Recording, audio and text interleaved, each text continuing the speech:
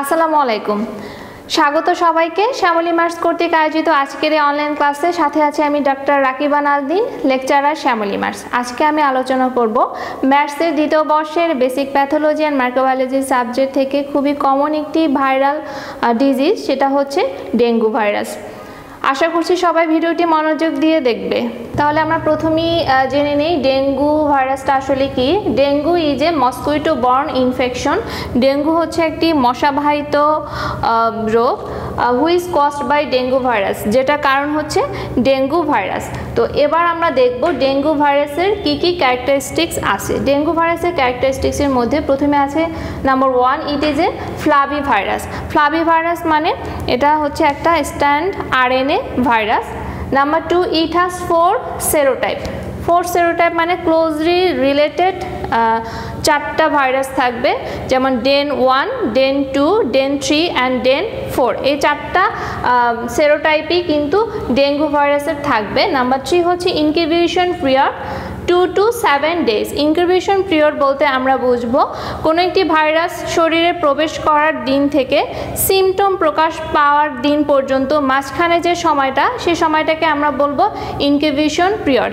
ডেঙ্গুর ক্ষেত্রে এই সময়টা হচ্ছে 2 to 7 days। কারো ক্ষেত্রে দেখা যায় যে 2 দিনেও সিমটমটা প্রকাশ পেতে পারে, কারো ক্ষেত্রে হয়তো 4 দিন, কারো ক্ষেত্রে হয়তো 7 দিনও লাগতে পারে। এজন্য তোমার এই দিনটাকে একটা রেঞ্জে 2 থেকে 7 দিনে বলা হয়েছে।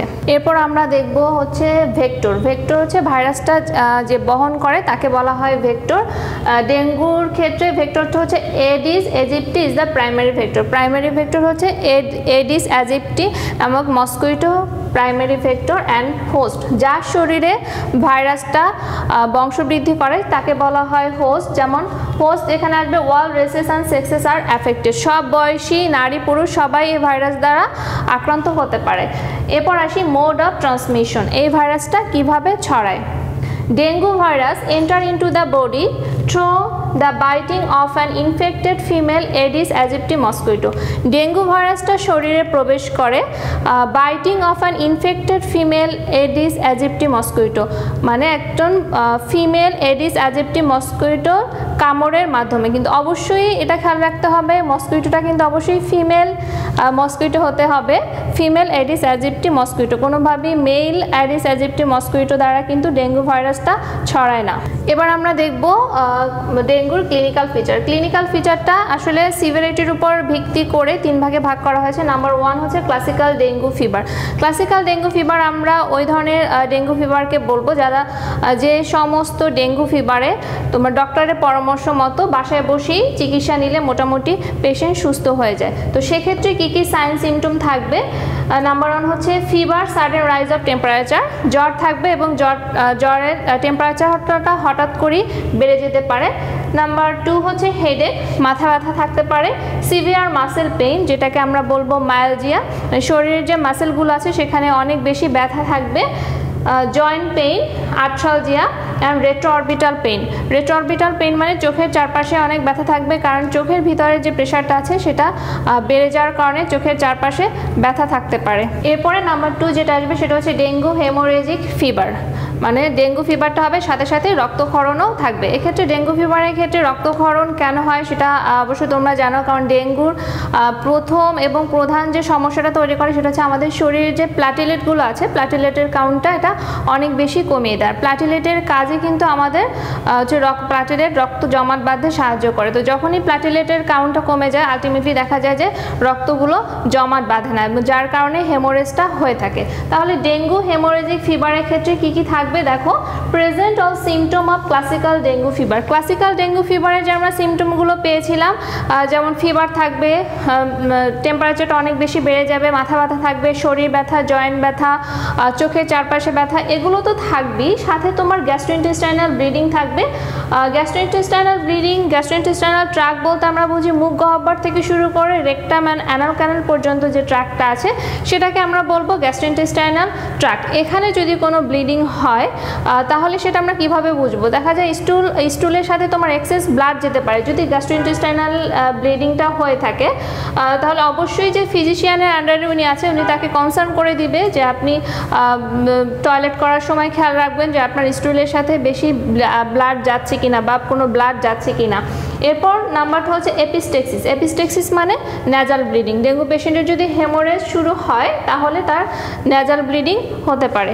এরপরে যেটা আসবে সেটা হচ্ছে number 3, dengue shock syndrome. Dengue shock সিনড্রোমে দেখো presented with bleeding manifestation and shock.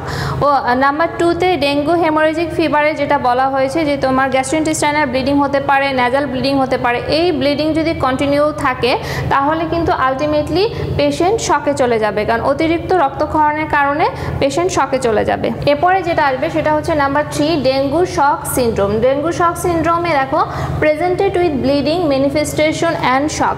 ও নাম্বার 2তে ডেঙ্গু হেমোরেজিক ফিভারে যেটা বলা হয়েছে যে তোমার গ্যাস্ট্রোইন্টেস্টাইনাল ব্লিডিং হতে পারে, ন্যাজাল ব্লিডিং হতে পারে। এই ব্লিডিং যদি কন্টিনিউ থাকে তাহলে কিন্তু আলটিমেটলি পেশেন্ট শকে চলে যাবে, কারণ অতিরিক্ত রক্তক্ষরণের কারণে পেশেন্ট শকে চলে যাবে। এরপর আমরা দেখব প্রিভেনশন অ্যান্ড কন্ট্রোল, কিভাবে আমরা এই ডেঙ্গু ভাইরাসটাকে প্রিভেন্ট এবং কন্ট্রোল করতে পারি। নাম্বার 1 হচ্ছে ভেক্টর কন্ট্রোল। ডেঙ্গু ভাইরাস বহনকারী যে বাহক আছে সেটা কিভাবে আমরা কন্ট্রোল করতে পারি। নাম্বার 1 হচ্ছে এনভায়রনমেন্টাল মেজার্স। আমরা পরিবেশগতভাবে কিছু পদক্ষেপ নিতে পারি, তার ভিতরে প্রপার সলিড ওয়েস্ট ডিসপোজাল, ময়লা আবর্জনা যথাযথ স্থানে ডিসপোজ করতে হবে। দেন হচ্ছে ইমপ্রুভ ওয়াটার স্টোরেজ প্র্যাকটিস, এটা খুবই ইম্পর্টেন্ট। এটা হচ্ছে যেখানে সেখানে যেন অনেক দিন ধরে পানি জমে না থাকে সেটার দিকে খেয়াল রাখতে হবে।